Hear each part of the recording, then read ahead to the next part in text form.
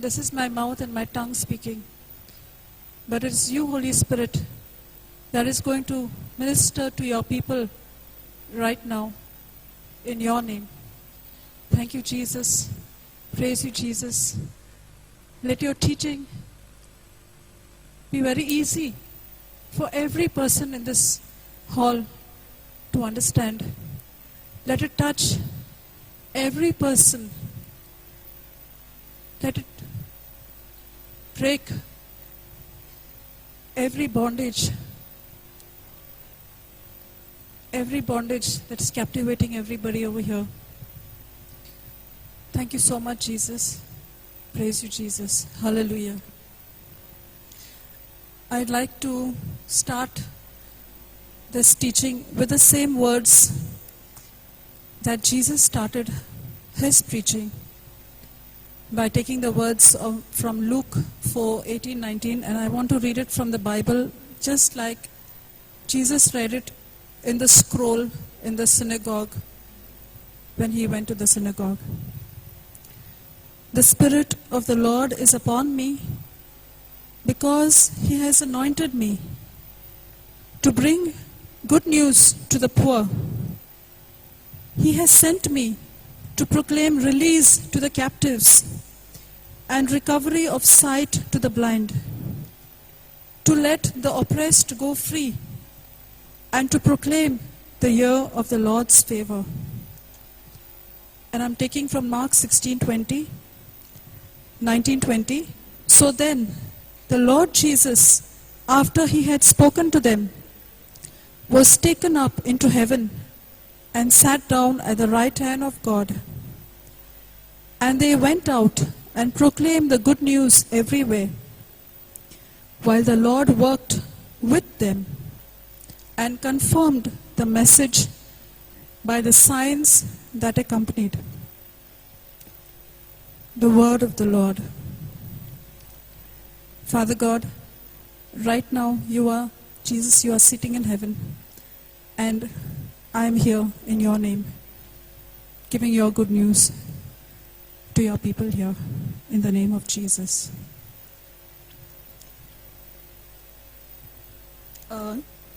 In the morning we were hearing about this Samaritan lady in the afternoon, and that she had an encounter with Jesus. And what did she do? Can you tell me what she did when she had an encounter with Jesus? What did she do? Yeah, what did she leave there in the first place? What did she leave there? Her water pot. That means she left her old life there. And where did she go? She went back to her own place where she used to be ashamed to go. And she spoke to those people and she told them, I have the Messiah, I have met the Messiah. So what was she doing? What was she doing actually? She was giving her testimony and bringing all of them back to meet the Messiah. And what am I doing right now is I have met Jesus, and I am standing here telling you all to come and meet the same Jesus that I have encountered. Okay? So we all can be the Samaritan woman. We all can go and give our testimony to everybody and call them and bring them back and say, this is Jesus, this is who I've encountered. You also come. Can we all do that? Okay. So I want 2 Corinthians 1:3-4, please. 2 Corinthians 1:3-4.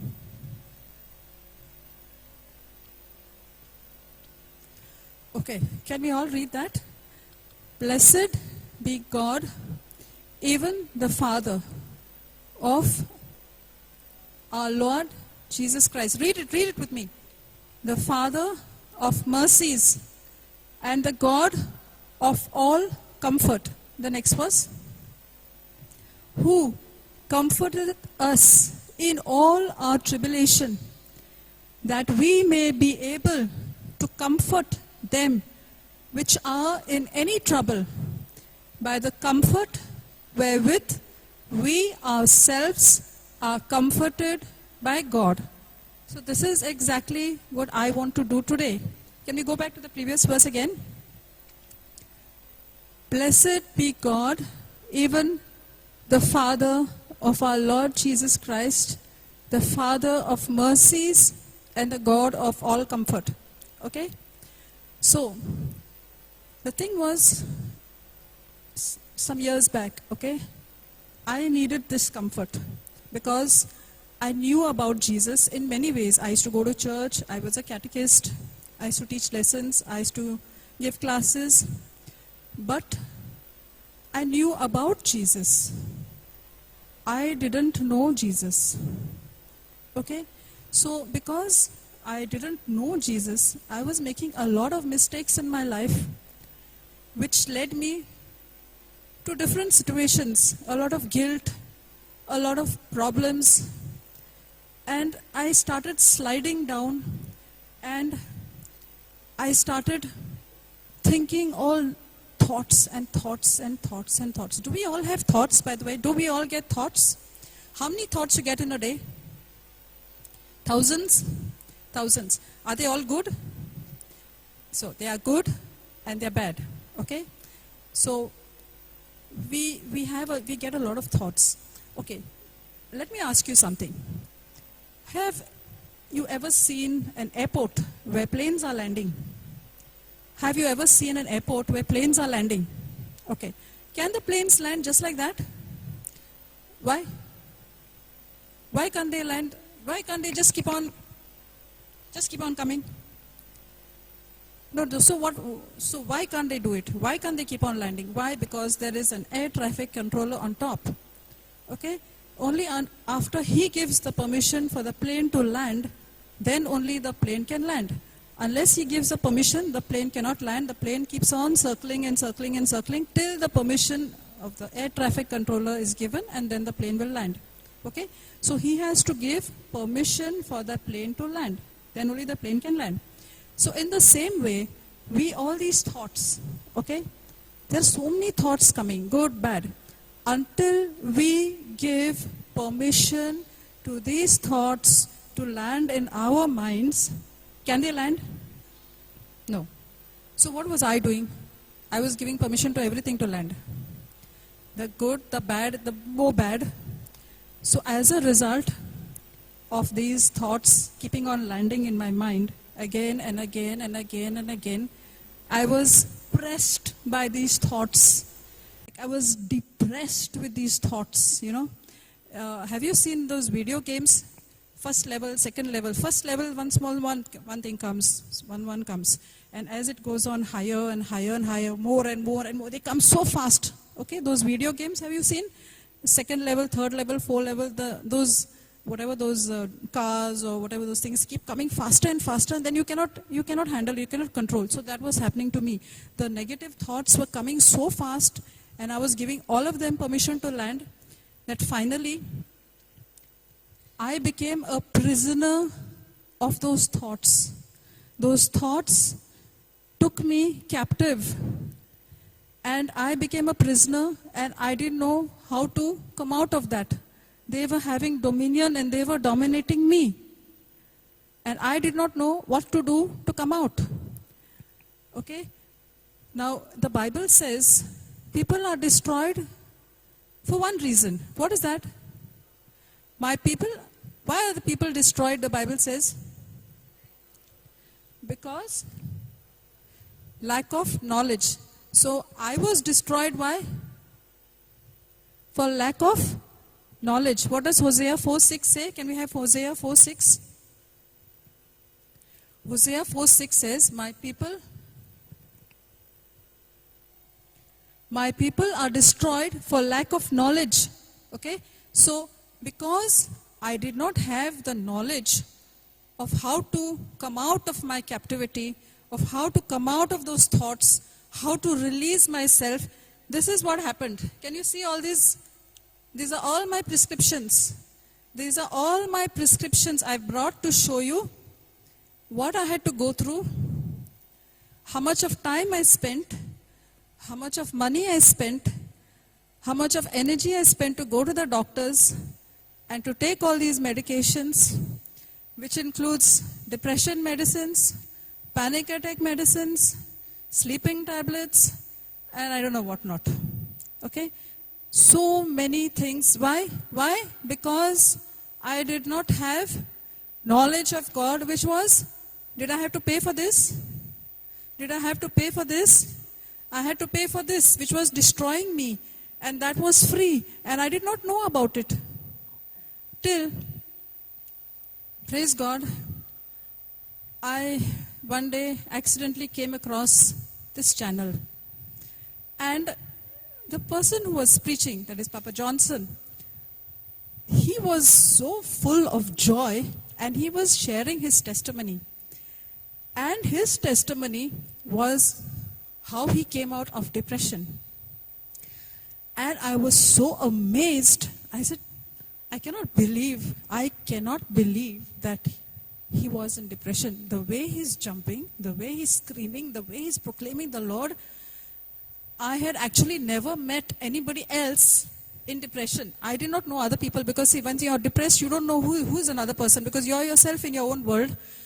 Because you yourself, I was sleeping all the time. I was not talking to anybody. I couldn't get out of the house. I was scared to go out, even go for a haircut. I couldn't go to church. I didn't want to talk to anybody. I didn't want to do anything. I didn't want to go to work. I just didn't want to function. In fact, my brain had just put off.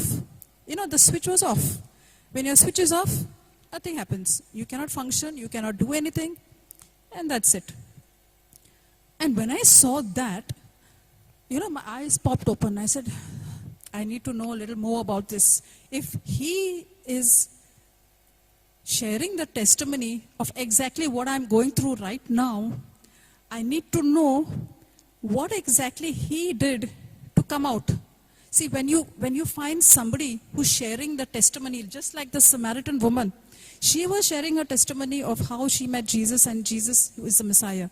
So I was listening to the same testimony, for another person's testimony who encountered Jesus, and he was sharing the testimony to me through the TV. I was sitting, I had not even met him. I was just sitting in front of the TV alone. Okay? So I was saying, I need to know exactly what he did. And the first thing I heard was, we had to grow faith. Now, this is something I never heard, that we have to grow faith. And how this faith comes and what is faith. Like for us, faith was faith. Faith was faith. What is faith? I don't know what is faith. Okay? We didn't know that faith is the substance of things hoped for, the evidence of things not seen. To me, like, I think I never even heard about this. Okay? And I didn't know, okay, this is faith. Now, how this faith is supposed to come? Okay, then he said, okay, Romans 10:17. Romans 10:17 says what? Faith comes by hearing and hearing by the word of God. And then he explained what is the meaning of by. By means, he says, you have to, like, imagine when I went to this doctor's report was talking to me. All these reports were talking to me. Just when he gave me only once. And when I went home, I was reading this report all the time. Every day I had to look at this report to take my pills, to do this. And every day I'm saying, oh my goodness me, when this day is going to get over? And the doctor said, I may not even get out of this. I may not even have to stop taking these tablets. If you just go through my prescriptions, you'll find the doses are only going higher and higher and higher. If I'm getting better, what should happen? They should become less and less and less. But that was not happening. It was becoming more. So that is what he explained. He says, just like how the doctor's report talks to you, in the same way, when you listen, when you hear the word of God, that word of God talks to you. And how you're supposed to listen. You are supposed to speak the word, and your inner ear is supposed to listen. Now, when I hear him preaching, I'm listening from my outer ear. But when I say it myself, my inner ear is hearing it, my whole being is hearing it, and the word of God starts doing its work. So that is the first thing I learned, okay? So now, if I had to just listen, would I remember? Would I remember? So I had to labor. What did I have to do?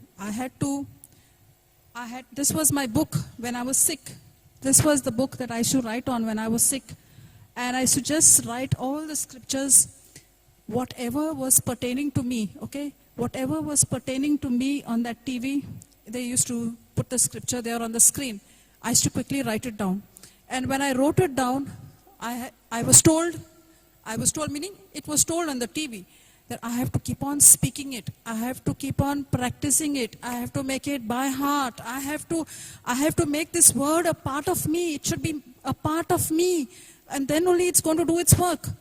And, it's going to take labor. That's what I came to know. It's going to take labor. It's not going to happen overnight. So I said, I have to labor. Okay? Now see, I did not have knowledge. If I had the knowledge of God, I would not have gone into all these things. I would not reach to such a level. Just like when you have an exam, okay? If you're prepared, are you worried? If you're prepared, you have the knowledge of the subject, are you worried? No, you're not worried because you already have the knowledge of that subject. So if I had the knowledge of God, I wouldn't reach this stage. So that is why I am standing here to tell you that you don't have to reach this level. You don't have to reach this level at all. You don't even have to start being in this level because you have the Word of God. You have the Word of God to help you. The Word of God is like a medicine which is free of charge. Okay? So, when we keep allowing these negative thoughts, we get into this situation where we become a captive and we don't know what we are doing. When the thoughts make us captive, we become dominated by these thoughts and we don't know what we are doing because the thoughts are dictating to us. If he says, come, kill yourself, okay, we feel like killing ourselves. Next day he says, oh, you're frightened, okay, I'm frightened. The third day it says, okay, you don't die, okay, I'm so scared to die. So whatever the thought is telling me to do, the negative thoughts is what I'm doing. I don't know anything else, okay? So now I had to learn, first of all, to change my thinking. Because my thinking was all wrong. My thinking was all negative. My thinking was destroying me more and more and more. So my labor was to renew this mind and change my thinking. So in order to change this thinking, I had to learn scriptures. And which scriptures I learned? I took the scriptures that were pertaining to me. Now the Bible has got scriptures for every situation.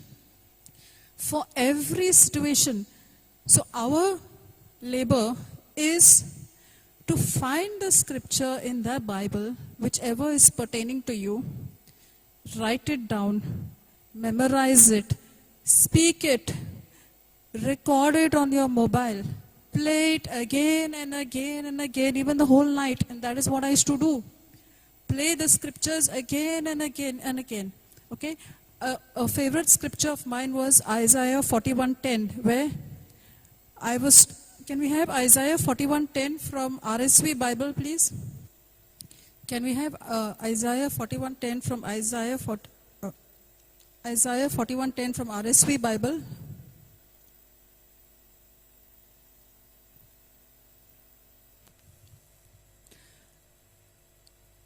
Okay, this is not from the RSV. Okay, it doesn't matter. So it said, fear not, for I am with you. Be not dismayed, for I am your God. Fear not, for I am with you. Be not dismayed, for I am your God. I will strengthen you. I will help you. I will uphold you with my victorious right hand.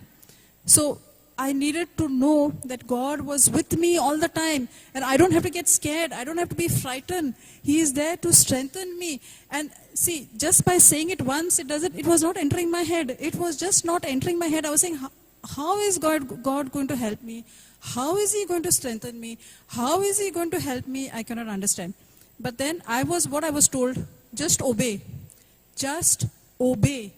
You don't need to know how it's going to happen. Okay?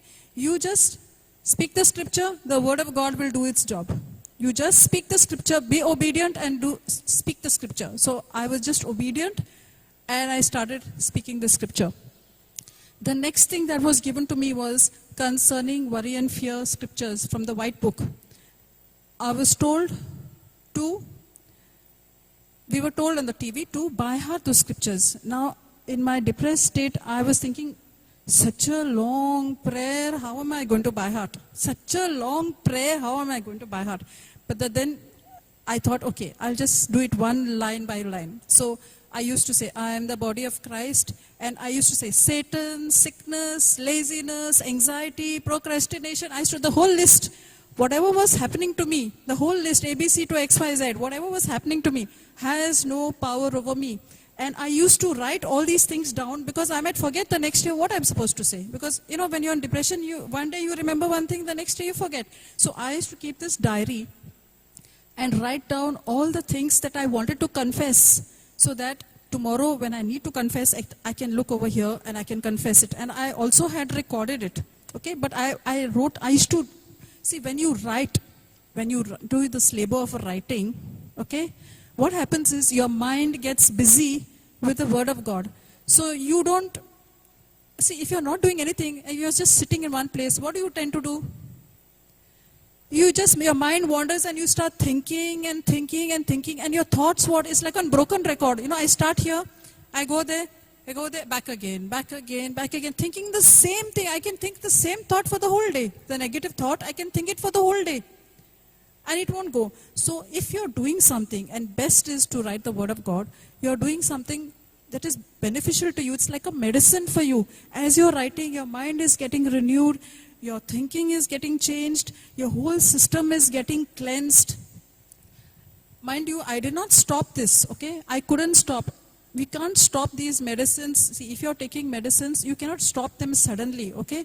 I still went to the doctor, even though I was in the Word of God, but I want to tell you, the medicines, I changed my doctor, and the medicines worked on me supernaturally, meaning when I changed my doctor in 2015, within 3 weeks, the medicine of the new doctor worked on me, and I was healed.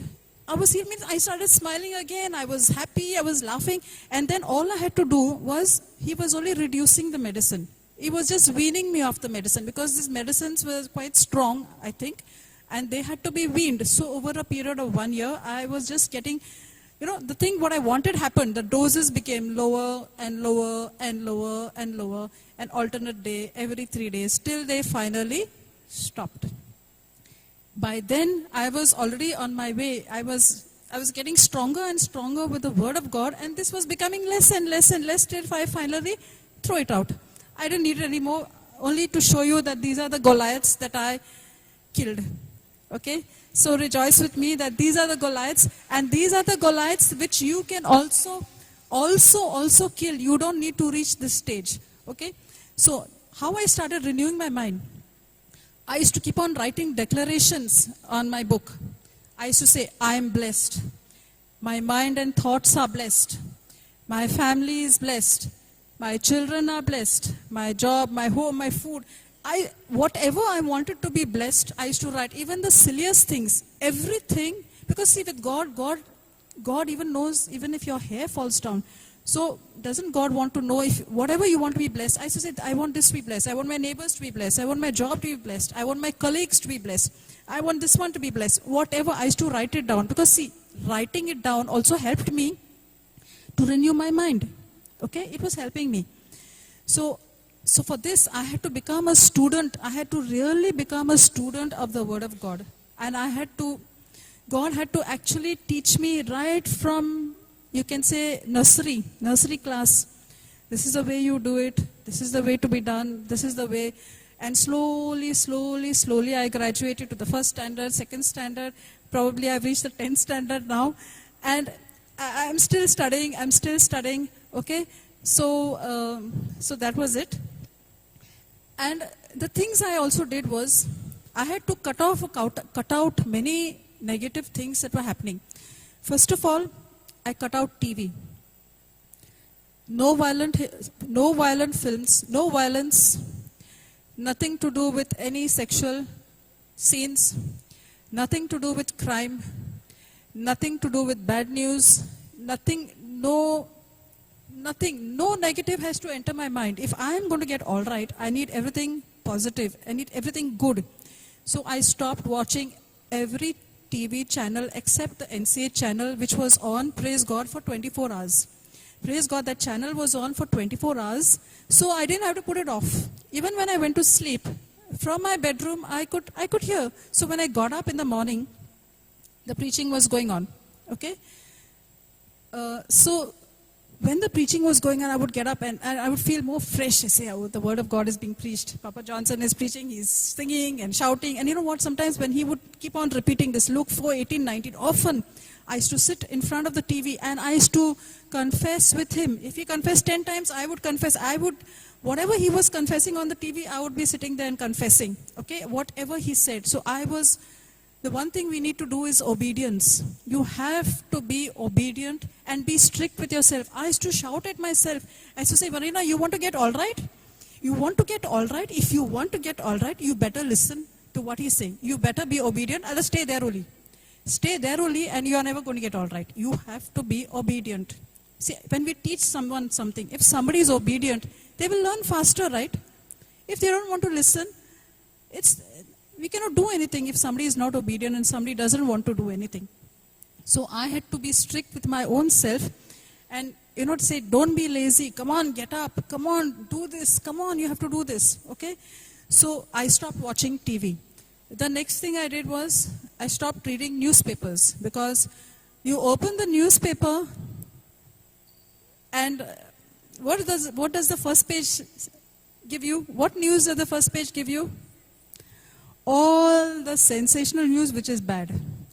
All bad news. I have not read a newspaper for more than 8-9 months. So if somebody tells me about some news item, I have to say, oh, that thing happened, I don't even know that it has happened. It has not even bothered me because I'm so much in the Word. I'm not even bothered about that thing and that thing just passes off, finished. One day it's news, next day it's not news. Whereas the Bible is forever. What does Jesus say? Jesus is the same yesterday, today, and forever. So why do I require that news which is only one day old?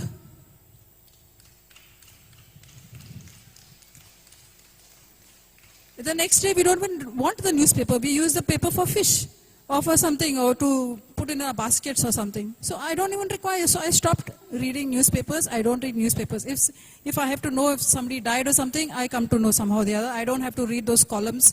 And I don't have to know who met with the accident and who did what. Okay? All those things are not necessary. Especially for a person going through depression. First of all, your mind is pressed with the negative thoughts. Do we want any more bad news to depress us even more? We don't require any bad news. We want all good news. Okay? So I stopped reading newspapers.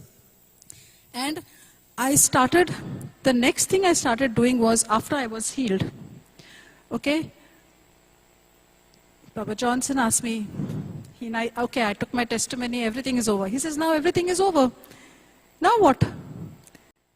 Are you happy with your healing?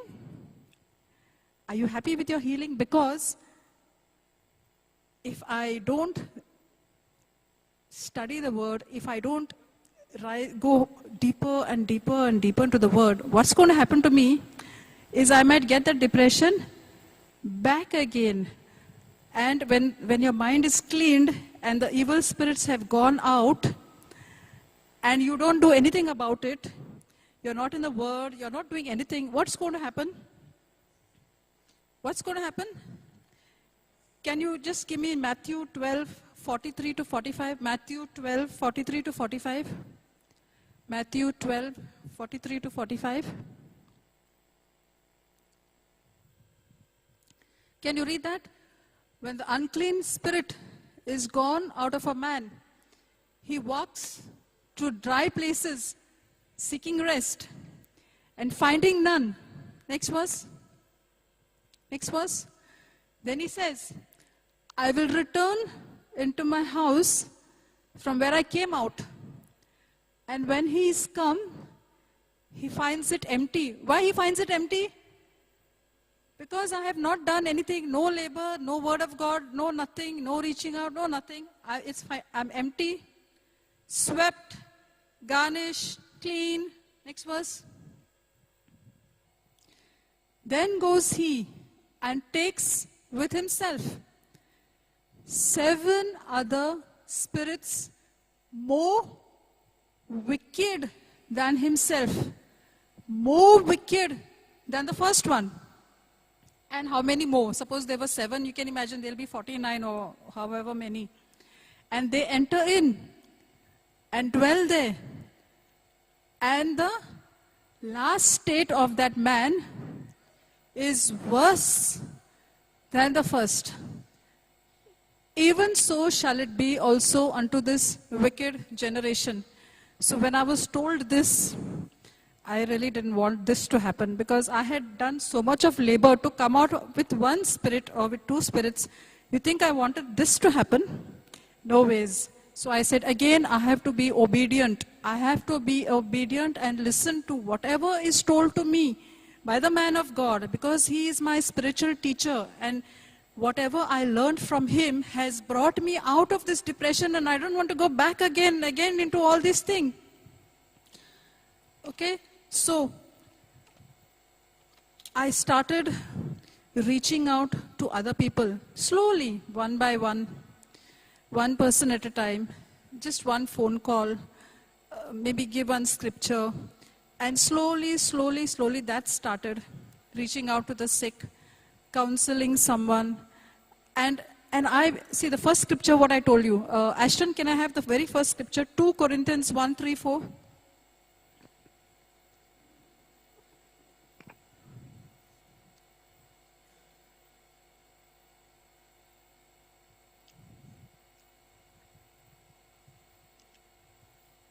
Corinthians 1, 3, 4. The fourth, 2 Corinthians 1, 3, 4. Okay. So, can you go to the next verse, 4th verse? Okay. So, blessed be the God who comforts us in all our tribulation. So, now the first line was over with me. God had already comforted me in my tribulation. Now, what is the next part? So that we may be able to comfort them which are in any trouble by the comfort wherewith we ourselves are comforted of God. So what is God commissioning me to do? What is my labor now? I have already got comfort in my affliction. So what is the Lord telling me now to do? To comfort others in their affliction, in any affliction. With which comfort? Not any comfort. With the same comfort that I received, I should comfort them. That means I have to teach them what I did to get out of my depression, giving them the scriptures, teaching them so that they are also able to come out of their affliction with the same comfort I received. So what am I doing to you now? What am I doing to you now? I am comforting you all in your affliction with the same comfort that I received, so that you are comforted in whatever affliction or whatever infirmity or whatever you are going through. Okay? So this is what we are all called. Has God comforted all of us in any situation? Has God comforted you in any situation, all of you? Have you received the comfort of God? So what are you called to do? To comfort others with the same comfort that you received, in the same way that God has comforted you. And blessed are you when you comfort somebody else. I just want to give you a small testimony that I was told. I'll tell you how I even landed standing here today. I was told on Christmas night that, will you take a class today? So I said, oh my God, I never preached, I never took a class. I have given my testimony, but I have never taken a class. So Papa Johnson was broadcasting those days about attitude and all these things. So I just said, okay. Not knowing what am I going to do, what am I going to say, what am I going to write. He said, I want notes. I said, okay, fine, everything. Now, being your first class, naturally you want to prepare, right? Now it's the Christmas season. My son has come from Dubai after a long time. I'm working. And every time I'm sitting down to prepare something, some ministry work is coming, some call is coming, please do this. I cannot prepare.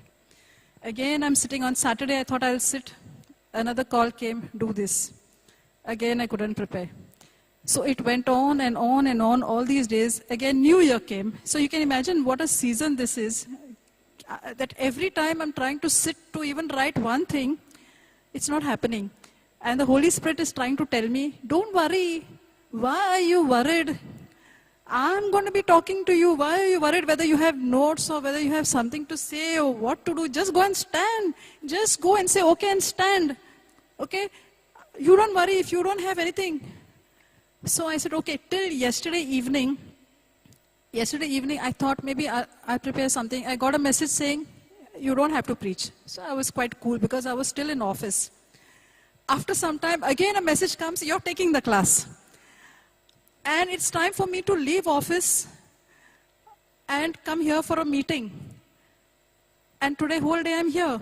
So I didn't even have time to copy. I just, whatever I had on my WhatsApp, I just selected and I just put it for the printer. You can see the print is so fine. It is so fine. I didn't even have a time to make the font big. But I said, Lord, in my weakness, you are my strength. I can do all things through Christ who strengthens me. Christ only wants to know my availability. And when he knows that I'm available, will he let me down? Will he shame me? Will he put me to shame? He won't. He'll put words in my mouth. Until now, even now, before I came up, there were no lights. The lights were not even put off. I was telling the sister, the lights are not put on, so I cannot even go through this. So I just kept it here. And I said, Lord, whatever you want me to speak, I'm going to speak because I know that you will comfort everybody over here in whatever affliction they are going through with my words, because I'm using your scripture. I'm using your word to do it. I'm not using my word. It's not my word. I'm using your word. So I know that when I open my mouth, everybody over here is going to be comforted with your comfort. Okay?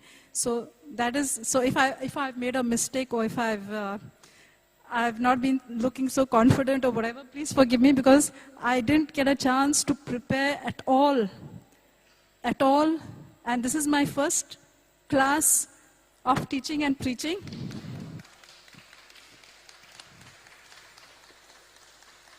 I want you to write a few notes so that, because these were the notes that I had taken down when I was sick. When I was sick and I was in front of the TV, these were the notes that I had taken down. Because I told you, see, I used to take down things which were pertaining to me. Because, in my depressed state, I was not able to write everything. So whatever was catching me and whatever was pertaining to me and whatever I could practice, that was the thing I used to grab, okay? So I have just written a few points to dictate to you. Can you just write down? How to get rid of depression, okay? Point number 1. Face the issue. Face the issue. God is on your side. Face the issue. God is on your side.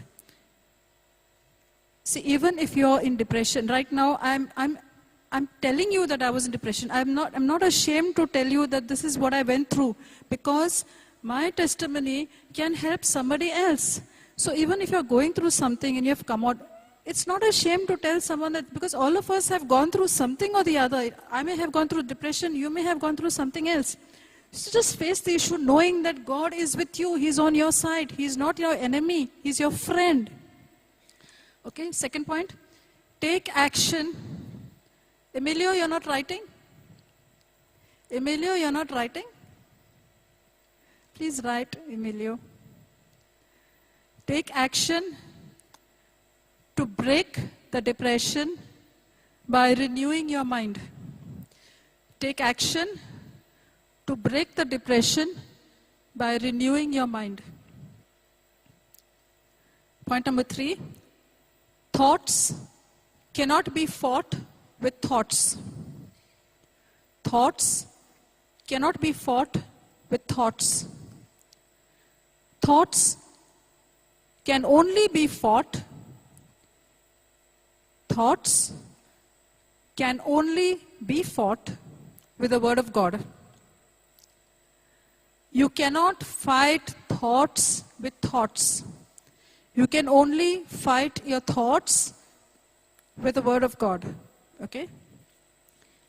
4, find the relevant scripture. Find the relevant scripture according to your situation.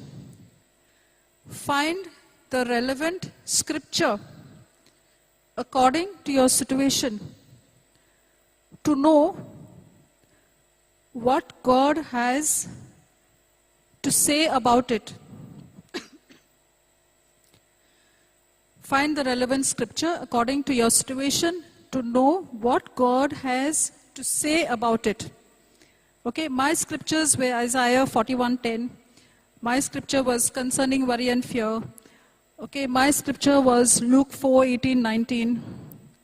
Okay, so each of you can, if you don't know, please ask somebody. Please ask somebody, can you give me the scriptures? Because sometimes, now because I was listening on the TV, it was okay for me. I would never have been able to find those scriptures myself. In the state I was in, I was like a zombie. Okay, so I would not have been able to find the scriptures. So please ask somebody, can you give me some scriptures, what I can confess? Okay, please ask a person who is in the Word, not just anybody, not any counselor or a person. Please make sure that the person you are asking counsel from is in the Word of God. If whatever they tell you is not backed by the Word of God, please do not listen. I was given a counsel by somebody. She told my mother that if I don't, she gave me some scriptures, but she said if she doesn't read it, she's going to be bedridden. Does God say that?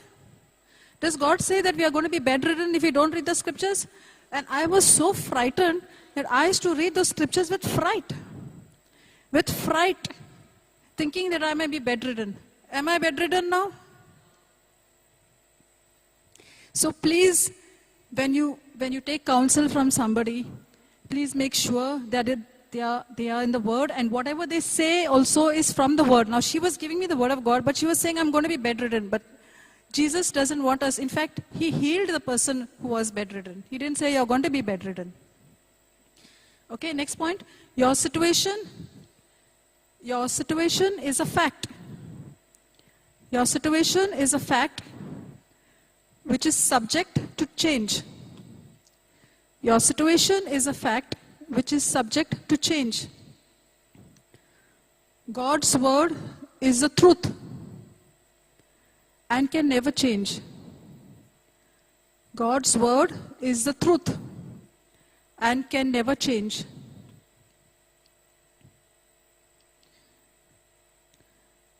Has my fact changed? Has my fact changed? And is the word of God the same? Did this word of God correct me, and did it change? No. This word of God was the same when I was in depression, when I'm now also. This did not change, but this changed. So your facts are subject to change. You don't have to be stuck to these prescriptions all the time, or to whatever negative situations you are going through. It may not be this only, it may be something else. Okay? Next point. Let His Spirit, the next point is speak to your mountain. Speak to your mountain and tell depression or whatever you're going through, X, Y, Z, ABC, to leave in the name of Jesus. To live in the name of Jesus with the authority of Jesus. Speak to your mountain and tell depression to live in the name of Jesus with the authority of Jesus. Speak to your laziness. Speak to your procrastination. I will do tomorrow. I will do tomorrow. I used to always say, I'll do it tomorrow. I'll do it tomorrow. Nothing is happening today. Nothing is happening now. Speak to that mountain. Speak to your anxious thoughts. Speak to your weird, I used to get, real weird thoughts. I used to get such weird thoughts that I used to wonder from where they were coming. Weird thoughts. I used to get vivid dreams. With these medicines, I used to get vivid dreams. In my sleep, I used to feel I was awake. And when I was awake, I used to go to sleep. Can you imagine? When I was sleeping, those dreams used to make me feel as though I'm awake. And when I'm awake, I'm drowsy. Okay, so that was my state. So I had to keep speaking to this mountain to get out from me in the name of Jesus with the authority of Jesus. Okay, next point. Let His Spirit govern your mind. Let His Spirit govern your mind. Speak to your mind.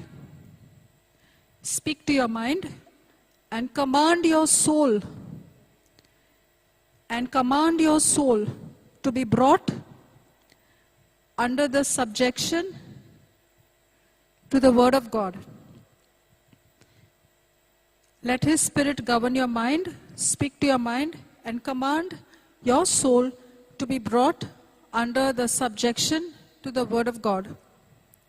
So I had to command my 5 senses. I had to command my intellect. I had to command my decisions. I had to command what I was thinking. I had to command everything to be subject to the Word of God because I wanted it to function back again. Nothing was functioning. Nothing was working. Okay, it had just gone off. So I had to bring all those things. I had to tell my mind, now you have to be under the subjection of the Word of God. Come on, start doing it. The next point, the Word of God, put this in capital letters. The Word of God, please put this in capital letters. The Word of God is an enemy of depression. The Word of God is an enemy of depression. If depression is your friend, the Word of God God says, I will deliver you from your enemies. I cannot deliver you from your friends. So if depression is your friend, then God cannot deliver you. You have to say, depression is my enemy. And the Word of God is an enemy of depression. And God can deliver you only from your enemies. Okay? So you have to declare that the depression is an enemy. Because depression is from Satan. Depression does not come from God.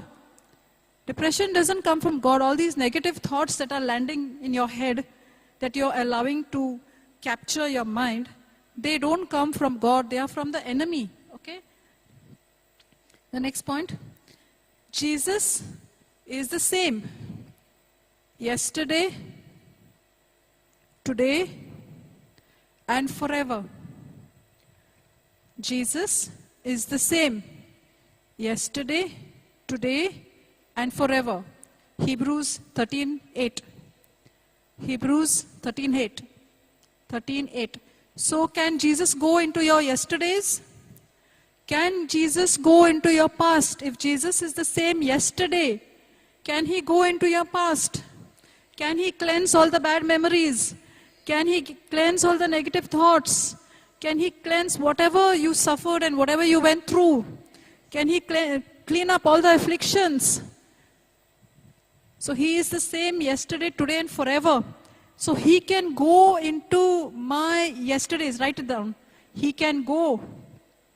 He can go into my yesterdays and make all things right. He can go into my yesterdays and make all things right. Did He go into my yesterdays and make all things right? Did He go into my yesterdays and make all things right? He did. Thank you, Jesus. I'm so happy. Hallelujah. Then the next thing, stop thinking of your guilt. Write down. Stop thinking of your guilt, of your sickness, anxieties, worries, negative thoughts. Stop thinking of all of that. Just stop it. Because Jesus, write down, Jesus has taken it all. Jesus has taken it all on the cross. And by his wounds, you have been set free. Stop thinking of your guilt, sickness, anxieties, worries, negative thoughts, emotions, bad feelings, suicidal tendencies. You know, suicide is an action of selfishness. Suicide is an action of selfishness. You just want to end your life, but you don't know whose lives you are living in misery after that. You're just being selfish. You don't want to give up yourself to others. Just because you want to relieve yourself of your pain, you want to give up your life. It's a selfish act. Don't ever think of doing it. Don't ever think of it, because it is selfish and God doesn't like it. So that, okay, you can write 1 Peter 2:24, that by his wounds you were set free. Stop thinking of your guilt, sickness, because Jesus has taken it all on the cross, and by his wounds you have been set free. 1 Peter 2:24. Okay. Can I have Matthew 12:35? Ashton, can I have Matthew 12:35? Okay, thank you. Okay, can we read that? A good man out of the good treasure of his heart bringeth forth good things, and an evil man out of the evil treasure brings forth evil things. So if I have evil thoughts or negative thoughts in my mind, what is in my heart? Evil. So will I bring something good? Will good things happen? No. So just write down this point. Even if you see what you see, even if you see what you see, you feel what you felt, you feel what you felt, you hear what you heard, even if you see what you see, you feel what you felt, you hear what you heard, speak God's words. Speak God's words. Because when you speak God's words out of the good treasure of your heart, what you bring forth? Look at the scripture. What you bring forth? Good things. A good man out of the good treasure of his heart brings forth good things. So if I'm speaking good things, I will bring forth also good things. But an evil man out of the evil treasure will bring forth evil things. So what are we supposed to speak? Even if you see what you see, I couldn't see myself all right. Even if you feel what you felt, I was feeling all weird things. Even if you hear what you heard, someone says you're useless, you're stupid, you're good for nothing, what are you doing, you're lazy, you're just sleeping the whole day and blah, blah, blah, blah, lots of things. Even if you hear what you heard, speak God's words, because everyone is not going to be sympathetic to you, mind you. You will not get always people who are sympathetic. Sometimes they will say, you're just pretending. You're just pretending, they'll say. Nobody is going to help you. Many times you don't get people to help you. Many people are here who are depressed. They say, my family doesn't understand me. They don't know what I'm going through. They don't know. Because I went through, I know. I know what it is to be a depressed person and to have those thoughts pressing down on you. Okay, continue writing. When you speak worries, write down. When you speak worries, trials, when you speak worries, trials, anxieties, you are bringing an evil report in your life. When you speak worries, trials, anxieties, you are bringing an evil report in your life. Your words change your destiny. Your words change your destiny. Your words change your destiny. Next line. When you speak God's word,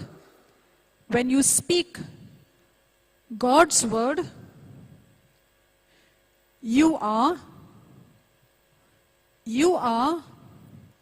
work in progress.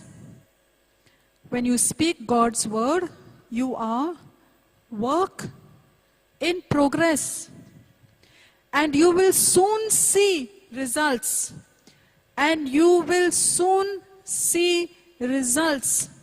This is the good news.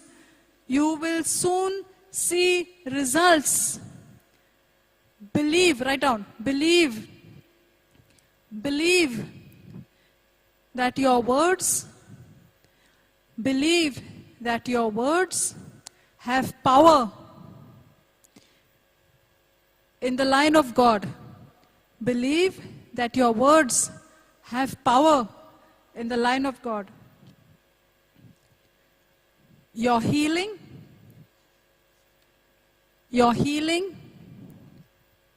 protection,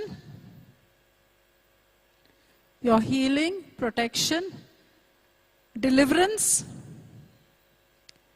is on the way. Your healing, protection, deliverance is on the way. God always confirms His words. God always confirms His words. Can we have Mark 16:20 again? Can we have Mark 16:20 again? Mark 16:20. See, when they went forth and preached everywhere, who confirmed? They confirmed? Who confirmed? What was their duty? Their duty was only to preach. So our duty is only to speak the word. Whose duty it is to confirm? Whose duty it is to confirm? God's duty. And the Lord was working with them, confirming the word with signs following. So your healing, protection, deliverance is on the way. God always confirms His word. God confirmed His word for me too. Okay? At that time I did not know. I was thinking, I have to do this labor. But the day came, the day dawned when I was free. And I'm standing here to tell you that also. Okay, the next point. Fellowship with people of faith. This is very, very important. Fellowship with people of faith. When you are going through storms of life, it is very good to fellowship with people of faith who can encourage you, who can bless you, who can help you, who can give you the scriptures to speak, who can follow up with you. Because when they are with you, you get the strength from another person who God has given to you to help you.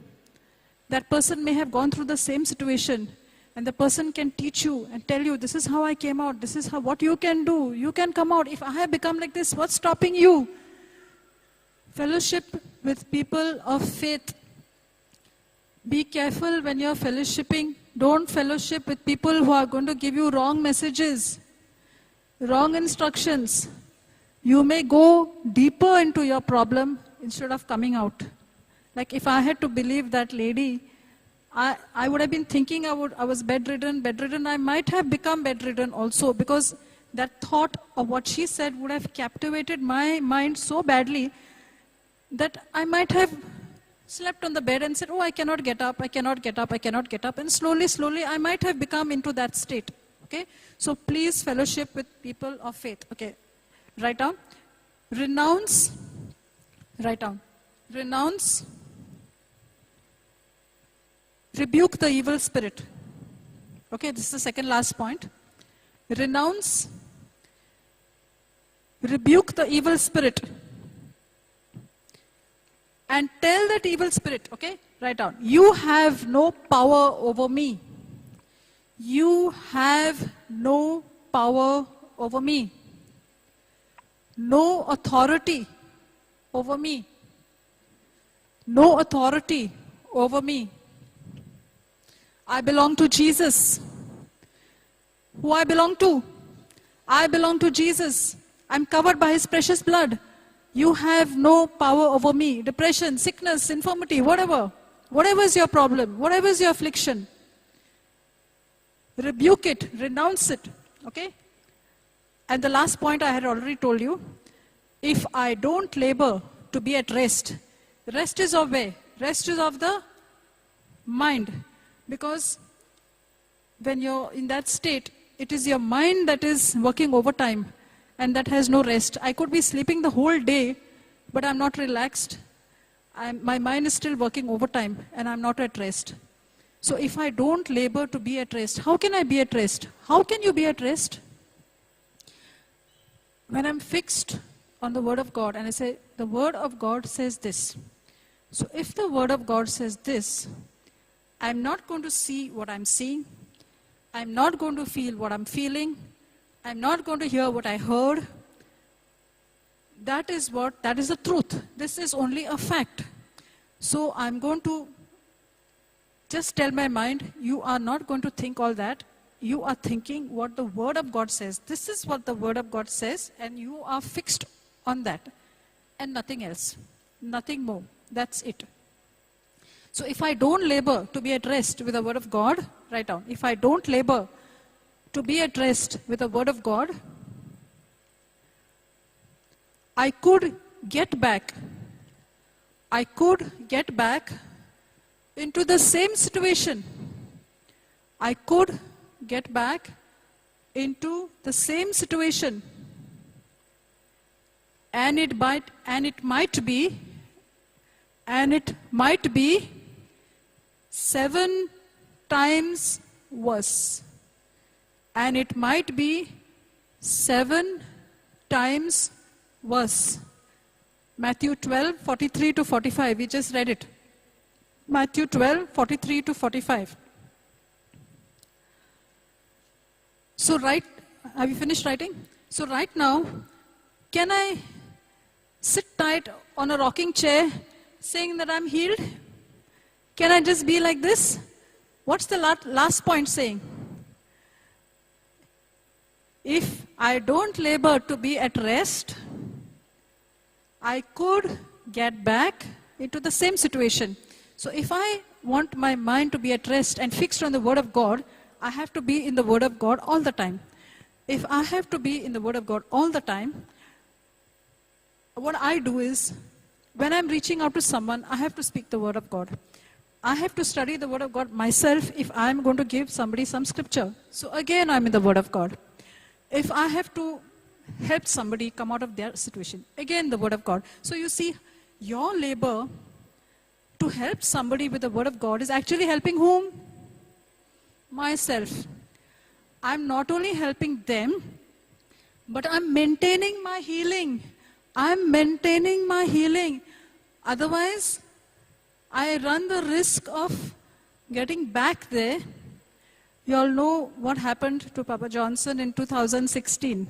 He also went into depression for 17 days. If a person like him can go into depression for 17 days, knowing the word of God, preaching the word day and night, how much more do all of us have to be in the word 24/7? I can say. You can listen to the word of God even when you're sleeping. You can just put, we have the JCILM radio.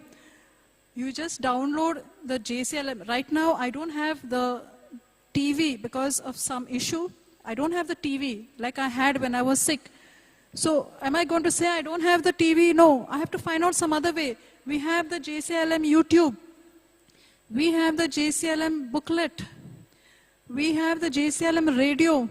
The JCILM radio, if you want, I can give you the link later on, how to download it on your phone. There's a separate link for the Android phones and there's a separate link for the iPhone. If you download that, you need the net. The latest retreats are always playing. Now the December and the November-December retreats will be playing. You can put that on whole night and listen to it, so that when you're sleeping also, you can listen to the word. You can plug it in your ear and listen to it. So when you wake up, maybe there'll be a praise and worship. You get up with praise and worship. Your whole day goes on well because you're in the word throughout.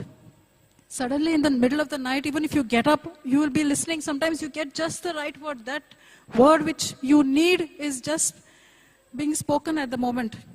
And the beauty of JCLM radio is, I found it useful. See, when you put the YouTube, and suppose you want to, I need to minister to somebody, and when I make that YouTube, I minimize it, it goes off. But the JCLM radio, even if you are on the WhatsApp, you are ministering to someone, in the background the radio is still playing. So sometimes just the scripture you need to tell somebody also is playing or is being preached at that moment. You get the inspiration even to minister to someone else, not only to yourself, but to someone else. It has helped me so much. Recently, there was a girl, one of our laborers, all of a sudden she had to go, she was admitted to the ICU. And all of a sudden we came to know that she was in the ICU and she was on the ventilator, and we didn't know what to do. We couldn't go to visit her. I just came to know the news in the morning before I went to work. So the first thing I did was call her husband and pray the scriptures with him for his wife for the first 2 days. The next day we came to know that she was out of the ventilator. She has also in the word, so she was strong, but at that moment she couldn't do anything because she was on the ventilator. The next day she came out of the ventilator. The third day I came to know that her urine was a little better than the previous day because they had to do dialysis. On the fourth day, it was a little better. Then she started speaking to me. Okay, so when I used to reply to her on WhatsApp, I was listening to Colossians 2:14 or something like that. It says, the handwriting is blotted out. Colossians 2:14, the handwriting is blotted out. So I told her, just imagine that whatever the doctor's report has come to you is blotted out. It's just blotted out. It's no longer there. And take that paper and nail it to the cross, because he says, by his stripes I'm healed. Just take that paper and imagine that it is nailed on the cross on the hands there.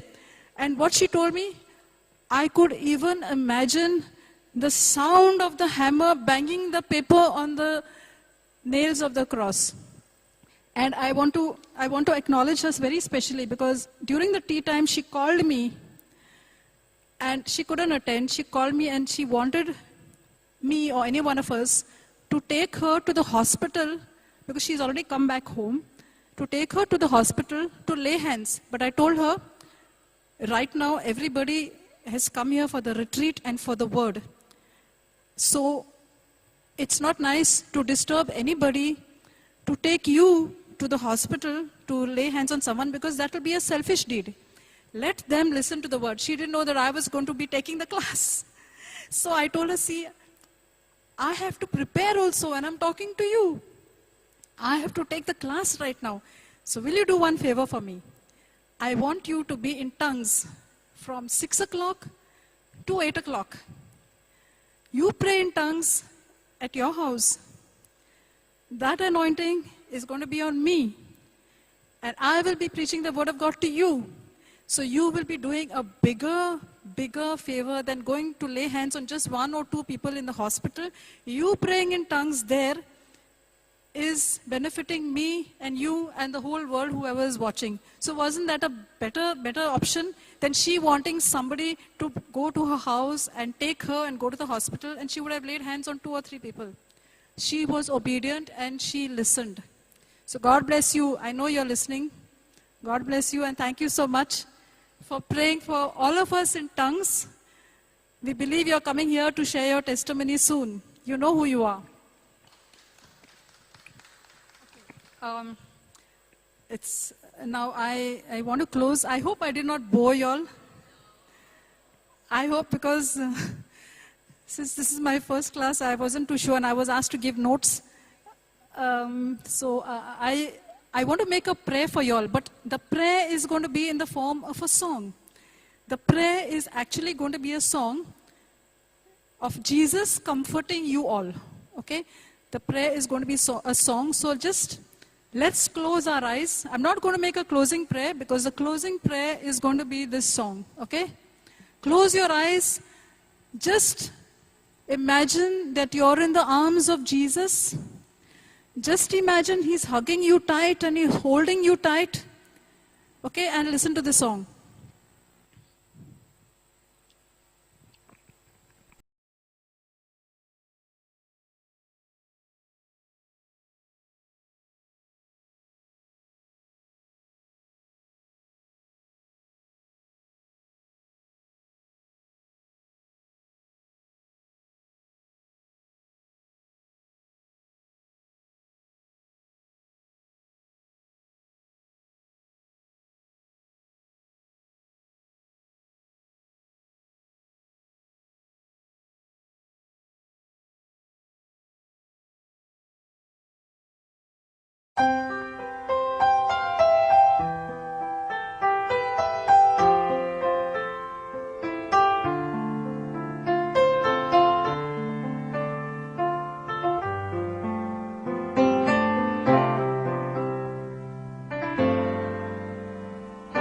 There is no problem too big that God cannot solve it.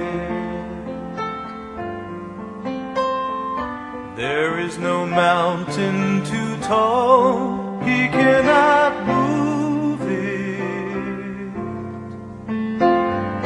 There is no storm too dark God cannot calm it. There is no sorrow too deep He cannot soothe it. If He carried the weight of the world upon His shoulders, I know, my brother, that He will carry you. If He carried the weight of the world upon His shoulders, I know, my sister, that He will carry you. He said, come unto me, all who are weary, and I will give you rest.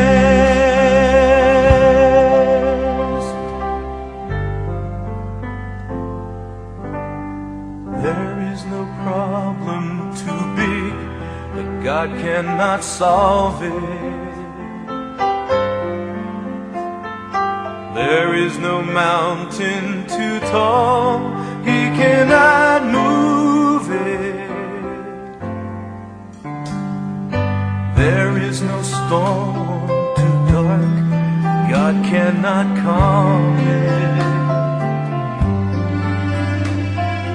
There is no sorrow too deep, He cannot soothe it.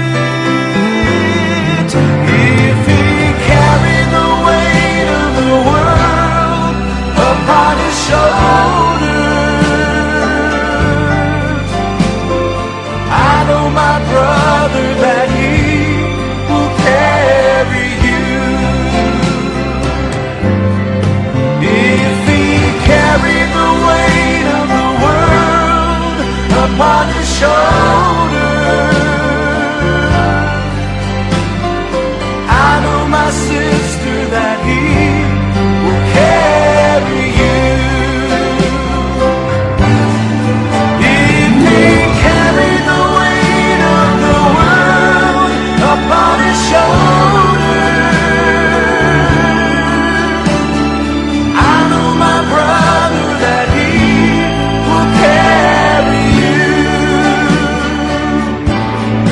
If He carried the weight of the world upon His shoulders, I know, my sister, that He will carry you. He will carry you. He will carry you.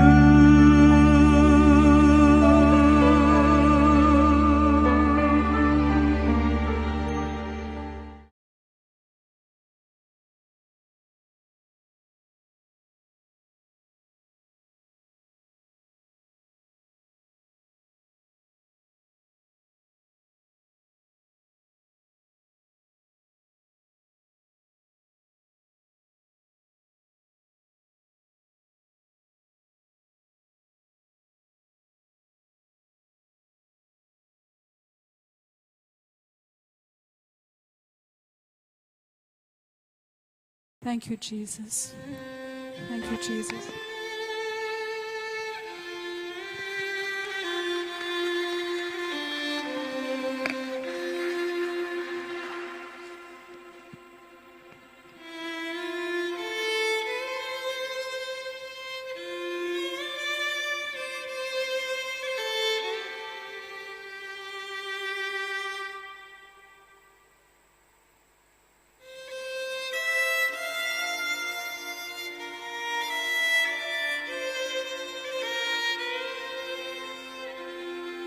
Put the lyrics.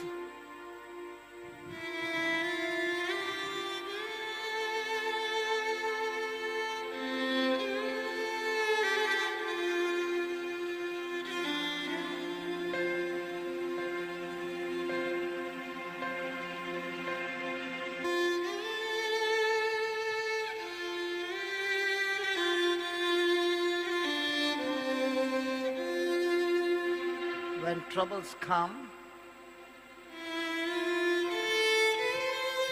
and my heart burden be,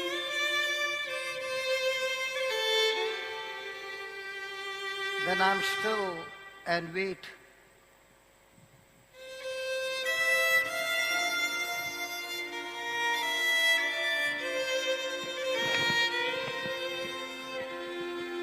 Until you come.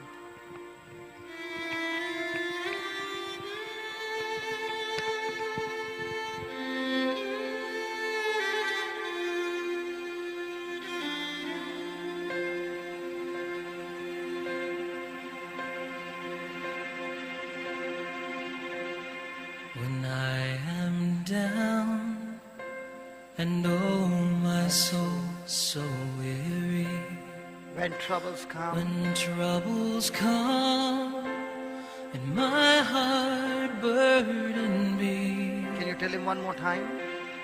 when I am down and oh my soul so weary, When troubles come, when troubles come and my heart burden be, then I am still then I am still and wait here in the silence until you come and sit a while with me.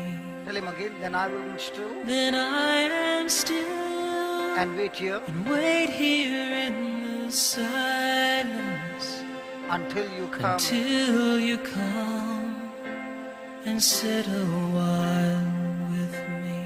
When I'm down When I am down and oh my soul so weary, when troubles come. when troubles come and my heart burden be, Tell him again. When I'm down, Lord.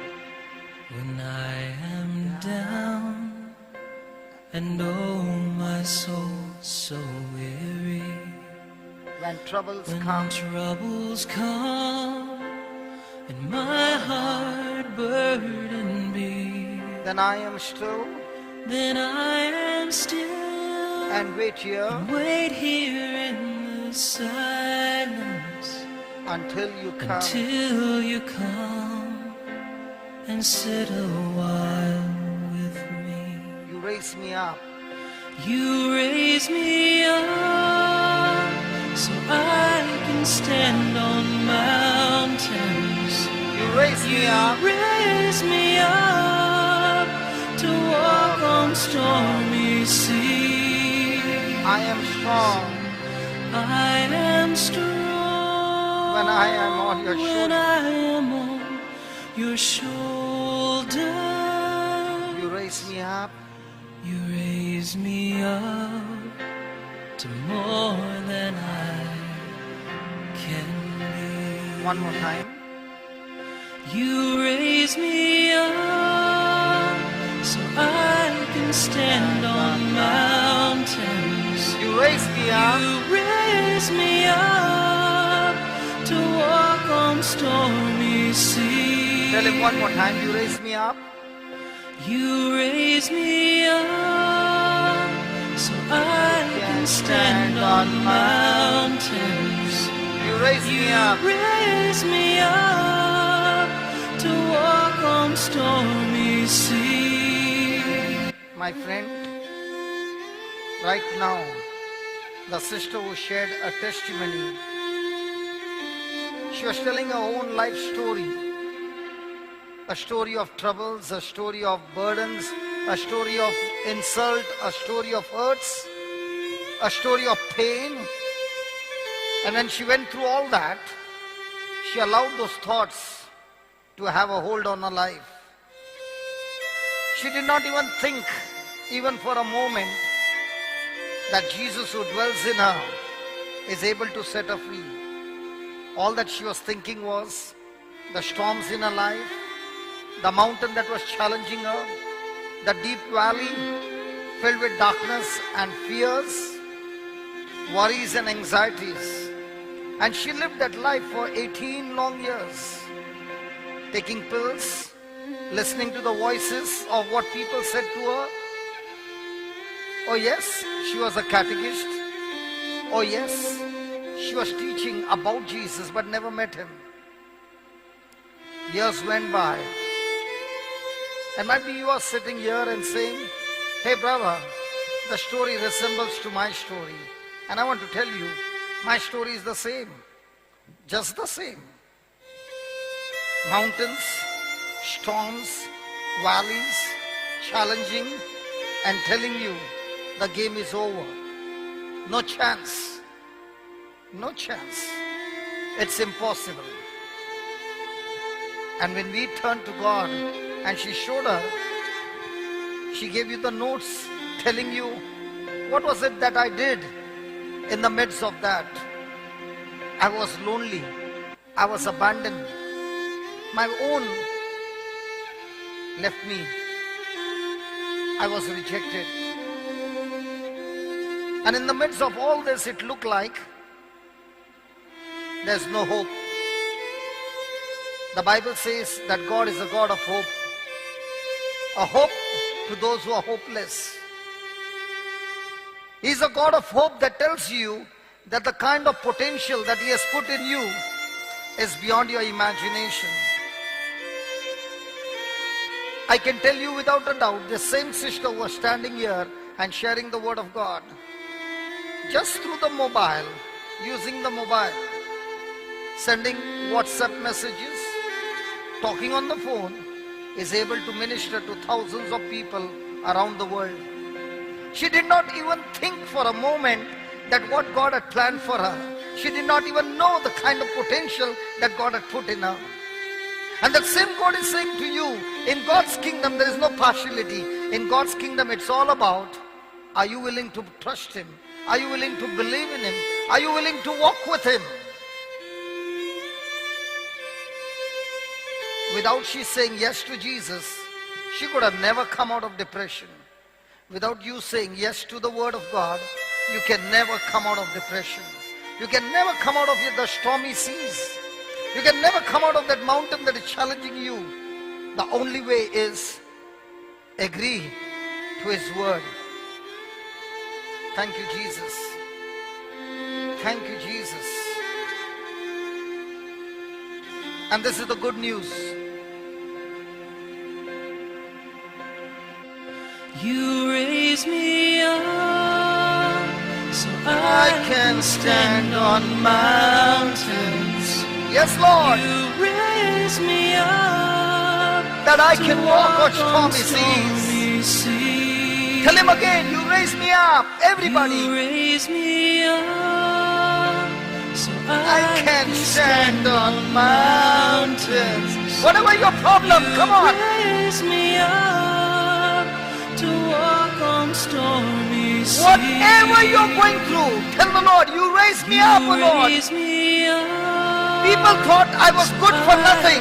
People said I'm useless. People said nothing good is going to come out of this. Raise me up Oh yeah. to walk on stormy seas. You raise me up. You raise me up so I can stand on mountains. You raise me up, Lord. You raise me Oh up Jesus. to walk on stormy seas. You raise me up out of that addiction, Lord. You raise me up. You raise me up out of that bad habits, Lord. Stand on You raise me up out of that sinful life, O Lord. You raise me up to walk on stormy seas. You raise me up, O Lord, of that pride and ego, You Lord. raise me up. You raise me up out of that selfishness, O I can Lord. stand on mountains. You raise me up to walk on stormy seas. Tell the Lord, you raise me up. You raise me up so I can stand on mountains. You raise me up. You raise me up to walk on stormy seas. I am strong. Come on. I am strong When I am on your word, Lord. when I am on your shoulder.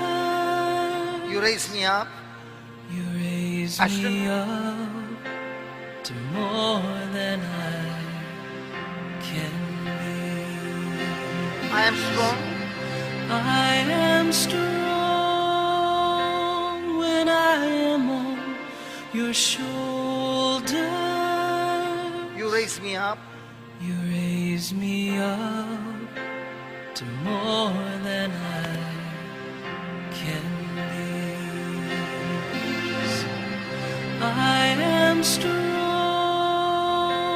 when I am on your shoulders.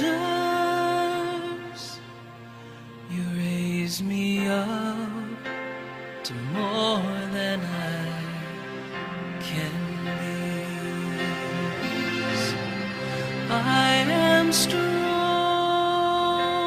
when I am on your shoulders. You raise me up to more than I can be.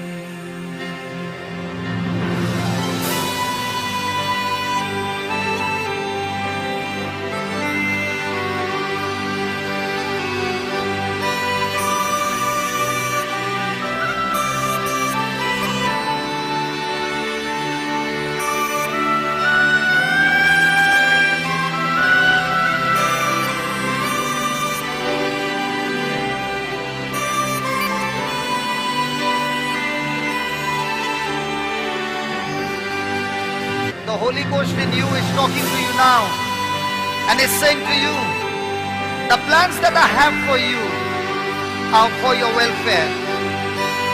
The kind of stuff that I put in you is what your eyes have not seen, what your ears have not heard, what have not even entered your heart. I have prepared those things for you, child of God. If only you can turn your life over to me, if only you can be connected to me, if only you can receive my word, if only you can imagine and agree to my word, I'm going to do wonders in your life. If only you are led by my spirit, says the Lord, I will bear witness to you that you are my child, says the Lord. Do not even remember the things of long ago. Don't even consider those things of long ago. Consider my truth. Consider my word. Consider what I've done for you on the cross. For I'm making something new for you. Right now, I'm doing something new for you. Don't even consider what the doctor's report has said. Don't even consider what your body is talking to you. Don't even consider what the symptoms are talking to you. I am your creator. I am the Lord your God who heals you. I am the Lord your God who saves you. I am the Lord your God who loves you. I'm going to make rivers for you in the desert. Right now I'm making them. I'm making a highway for you, even in the wilderness. For I am the Lord your God. What your eyes have not seen, what your ears have not heard, what have not even entered your heart, those things are prepared for you. And I've not only prepared for you things on this planet Earth, but I've prepared things for you for all eternity, where you're going to live with me forever. Come on, talk to the Lord and tell him, Lord, I love you. I don't want to go into any more distraction. I don't want to be connected with the things of this world. I want to be with you, Lord. I just want to be with you. I want to follow you. I want to live for you. I want to live for your kingdom, Lord.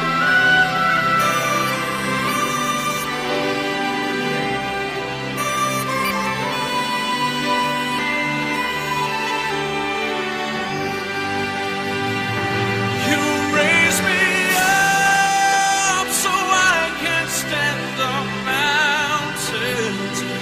You raise me up to walk on stormy seas. I have strong when I am on your shoulders. You raise me up to more than I can be.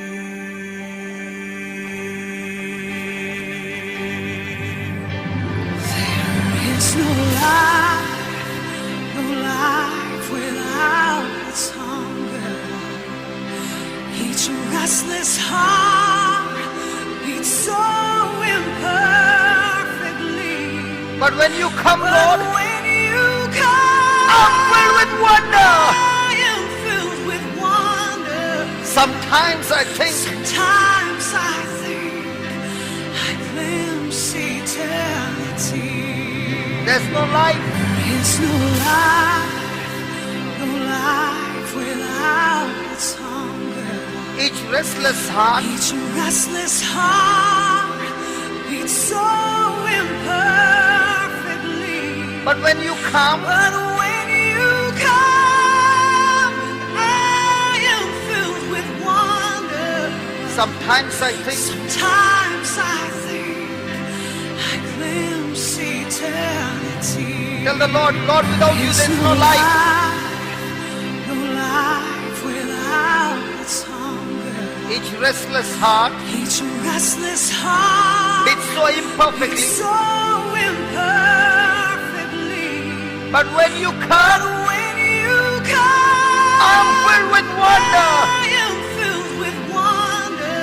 Sometimes I think Sometimes I think I glimpse. glimpse eternity. Tell the Lord one more time, but when you come, But when you come, I am filled with wonder. Sometimes I think Sometimes I think I glimpse eternity. tell the Lord again, but when you come, But when you come, I am filled with wonder. Sometimes I think I glimpse eternity. I'm so sure that this sister of mine, when she went through that trouble, 18 long years, and the day she met the Lord, and the life that she is now living, she can say to everybody, I found heaven right inside of me. And because I found this greatest treasure, which is inside of me, I feel many a times I glimpse eternity on this earth.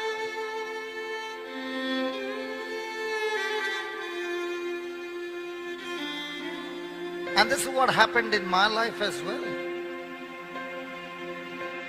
The kind of life that I'm experiencing now, I can say without a doubt, a life for all eternity in heaven. But all this happened when he walked into my life. And this evening, might be you're sitting there and saying, hey brother, I've come with a problem and I want my mountain to move. I want my problem to go. I want my healing. I want my deliverance. My friend, you are asking for too small. You get into a relationship with Jesus and he fixes up everything for you. And that's what you are saying. Lord, there is no life without you. You know why? Because you are the life. You are the way, you are the truth, and you are the life. I've been all the time following the world's way. Was it, sir, Marina? And in the world's way, we got lost. And the world was going on saying, come, I'll give you the pleasure. Come, I will give you the joy. Come, I'll give you happiness. Come, I will give you peace. I will give you everything that you want. And we just followed and got lost and got entangled and went deeper and deeper into a pit. And the more we tried to come out, it was like a sinking sand taking us deeper and deeper inside. There's no way out. And even at that moment, he never abandoned us, even though we rejected him many a times. And that's why he is Jesus. His love for us is unconditional. Even tonight as you're sitting there, and if there is anything that's hindering your relationship with him, tell the Lord, Lord, I don't need this anymore. I don't want this, anything to come in between yours and my relationship. Destroy it, Lord. I want only you. And when he walks in and he gives you the life, it's an addiction. This life is an addiction. You no longer want to live your life for yourself. You want to live your life for him. And that's what he's saying. This heart has been so restless and beating imperfectly because this heart had been full of anxiety, full of fear, full of corruption.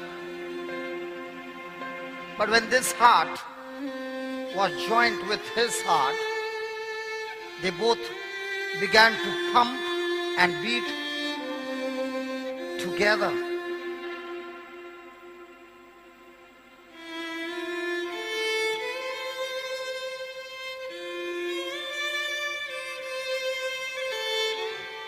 Many a times I think, if I was not introduced to Jesus, I would have been dead in a grave long time back.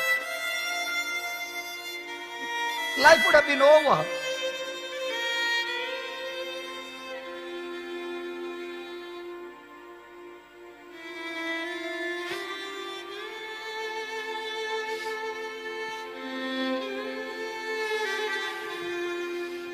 It would have not only destroyed me, It would have destroyed my marriage, my spouse, my children's future.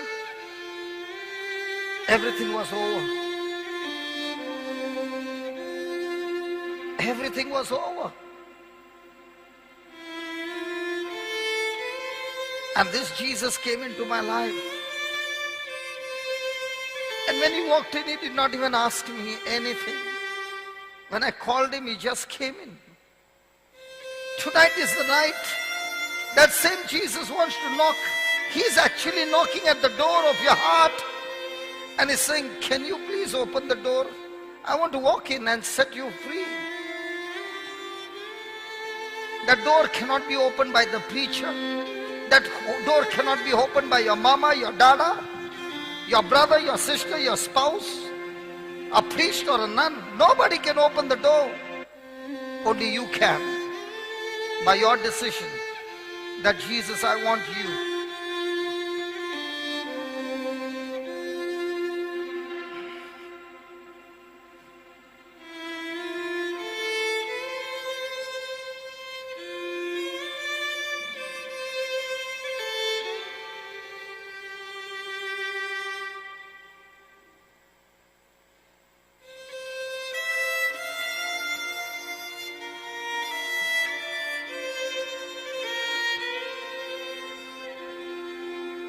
Yes, Lord, there is no life without you. You are the true vine and we are the branch, and we receive the sap only from you and from you alone. Your word, your spirit, O Lord, gives us life. It's no life without its hunger. Each restless heart Each restless heart beats so imperfectly. but when you But come, when you come, I am filled with wonder. can you tell him again? But when you come, But when you come, I am filled with wonder. can we recall the very great testimonies, I am filled with wonder. the mighty things that the Lord has done in our life? When you come, I am filled with wonder. But when you But come, when you come, I am filled with wonder. But when you come, I am filled with wonder. Sometimes I think I glimpse eternity. you raise me up.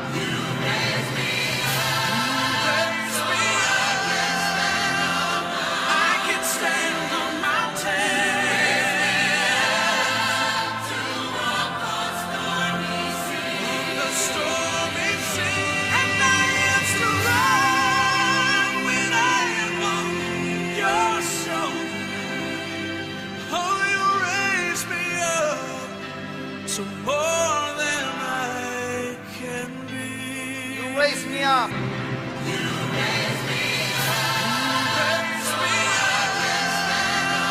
I can stand on mountains. You raise me up.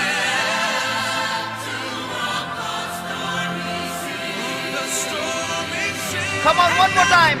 You raise me up. I can stand on mountains. You raise me up.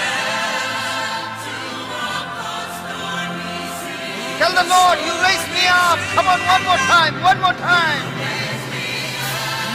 That I can stand on mountain. I can stand on my sickness, Lord, that's coming against me. I can stand over every issue of my life. Because it's you who has raised me up.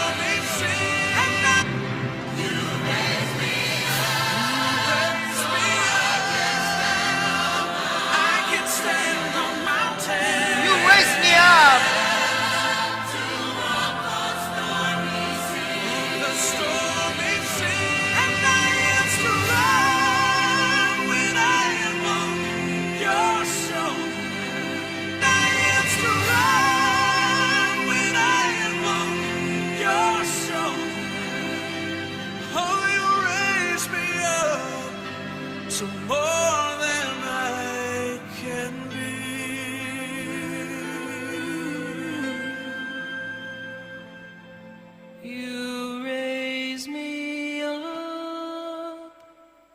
to more than I can be.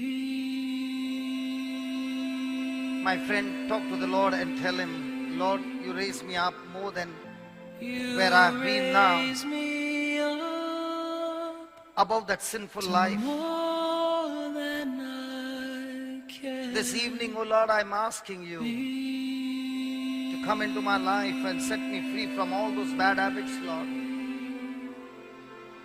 Oh Spirit of God, Raise me up set me free from that pride and that ego. more Set me free from all that jealousy and selfishness, Lord.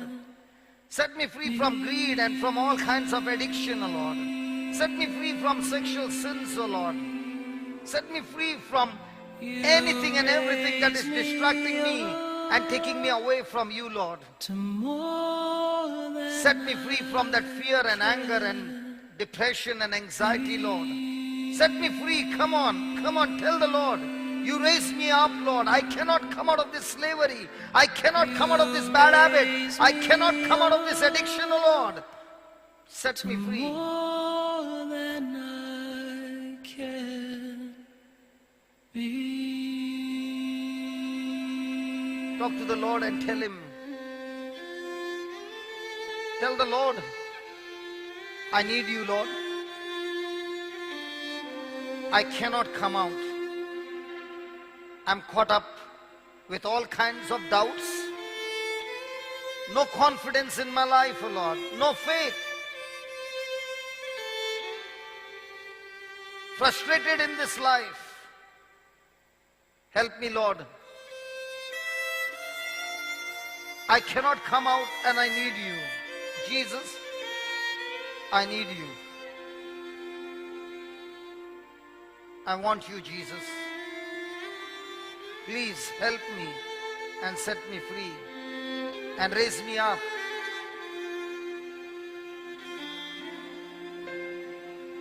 You raise me up to more than I can be.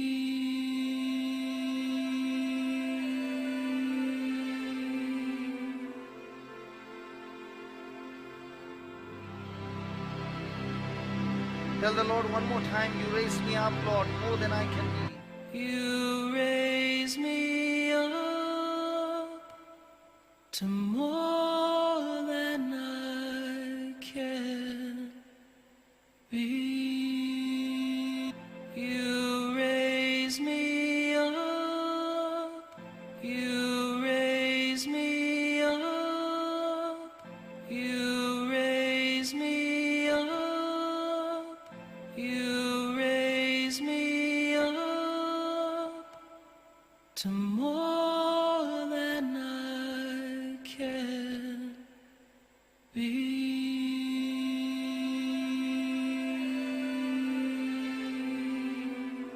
You raise me up.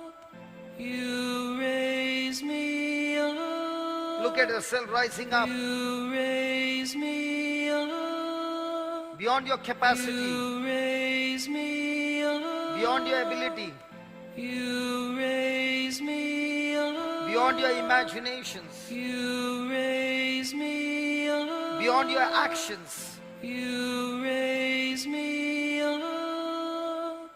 You raise me up to more than I can be. One more time, to more than. To more than I can be.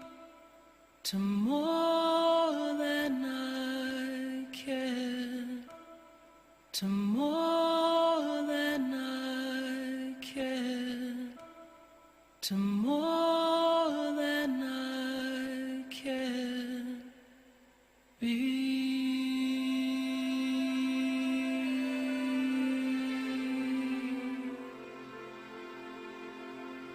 Thank you, Jesus. Thank you, Jesus.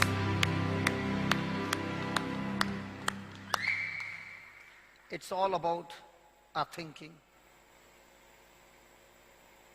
If you think you are in a bondage, you'll end up in a bondage. You agree to the word of God, you are out of it. Every action that we ever take is based on our thinking. Praise God.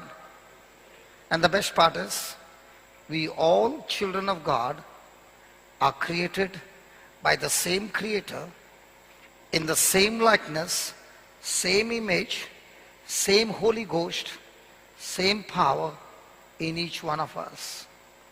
The only difference is our way of thinking.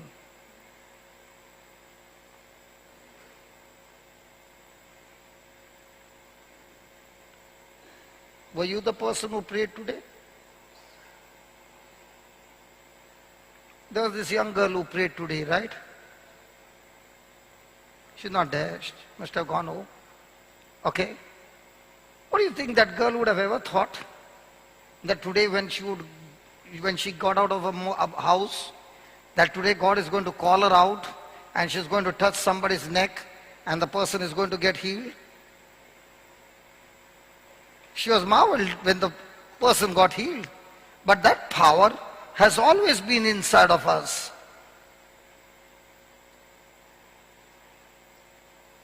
But when will you come to know that power is inside of you? When you read what Jesus is saying to you. And when you read what Jesus is saying to you, are you willing to agree with him? Brother, you are not a Christian, right, Cebu? You're a Christian. Okay. Praise God. Did you ever think that you have the power to heal the sick? Nobody told you. And because nobody told you, you could never even think. But when you see on the scripture, he's saying, everyone who believes. But if I'm not going to change my thinking in believing, but I'm going to only keep on thinking what I can see, my life is miserable. If after coming here and listening to the word of God and you don't change your thinking, you're going home the same.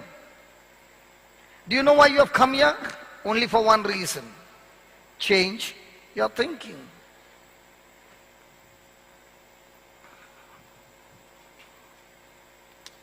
Is there water in this? How many of you believe there is water in this? Okay. I open this cap and I pour it here. Is the water flowing? But I keep this cap closed, tight, and I'm saying, tree, receive. Will it come? Now what is this cap? My old thoughts, my carnal thinking, all that people told me, hurting words, all the rejection, everything, the cap is tight.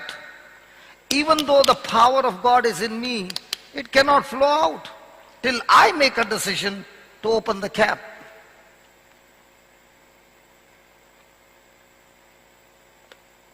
Easy? It is too easy to believe.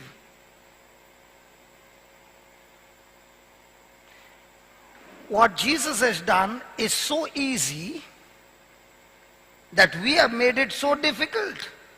Because for us, the understanding is, if I pray more, fast more, I get more power. Because I was thinking the same. Till the Lord opened my eyes and said, son, you don't have to do all that. You need to believe more. You have to agree more. You have to change your thinking more. You have to act in faith more. So why is it when some people pray there is so much of healing, when some people pray there is no healing? When we come back, we'll study that. Is the trailer good? Hello, is the trailer good? Why is it that some prayers are answered when they pray, and why is it that some people pray and their prayers are not answered? Good question. So when you're eating your food and coming back, you're saying, God, I want to know the answer. Oh, come on. Is the question good? Yes. Praise God. Father, we thank you for our precious sister Marina. What a wonderful way she shared not only a testimony but giving us solution of what she did, telling us that when she had nobody around and what she heard on the TV, she just put it into practice. And not only she came out, but now she's able to comfort others who are going through any kind of trouble. Because God, Almighty Father of our Lord Jesus Christ, you are the Father of all comfort. You are the Father of all mercy. You come to comfort us. So that the comfort that we have received now, we are able to comfort others in any kind of trouble. So Lord, thank you that you're going to teach us not only to come out of trouble, but also teach us to make us fishers of men, so that we in turn can go and get people out of their trouble, teaching them the truths. Father, thank you so much for this precious child who came and shared a story. And her story, whoever has been listening, through the anointing of the Holy Spirit, the same God who set me free from depression, who set this baby free from depression, is setting all those who are hearing and putting into practice the truth. And not only they are set free, they in turn are setting others free. We thank you, Lord, for injecting us with your life through the word and through the power of the Holy Spirit. We thank you, we praise you in the glorious name of Jesus. Amen and amen and amen.